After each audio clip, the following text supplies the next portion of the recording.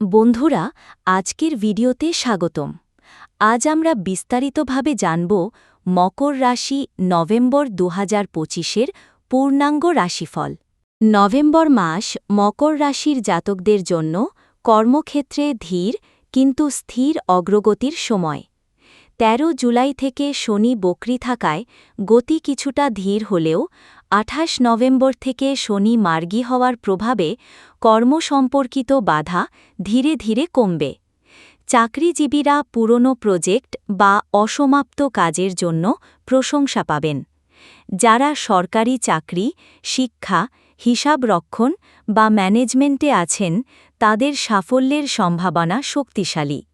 ব্যবসায়ীদের জন্য মাঝামাঝি সময়ে নতুন চুক্তি বা ক্লায়েন্ট যোগ হতে পারে, তবে ঝুঁকি নিয়ে সিদ্ধান্ত নেবেন না। অর্থনৈতিক দিক থেকে নভেম্বর মকর রাশির জন্য স্থিতিশীল মাস। আয়ের সুযোগ থাকবে, বিশেষত সাইড ইনকাম বা পারিবারিক উৎস থেকে। বিনিয়োগে লাভ হতে পারে, তবে ঝুঁকিপূর্ণ ক্ষেত্র এড়িয়ে চলাই ভালো। মাসের প্রথম ভাগে অপ্রয়োজনীয় খরচ বাড়তে পারে, বিশেষত ঘর, যন্ত্রপাতি বা ভ্রমণ সংক্রান্ত ব্যয়। মাসের শেষে অর্থভাগ্য শক্তিশালী হবে এবং সঞ্চয় বাড়বে। প্রেম জীবনে নভেম্বর মাস শান্তিপূর্ণ। যারা সম্পর্কে আছেন তাদের সম্পর্ক আরও স্বচ্ছ ও দৃঢ় হবে। স্বাস্থ্য মোটামুটি ভালো থাকবে, তবে অতিরিক্ত কাজের চাপ শরীরকে ক্লান্ত করতে পারে।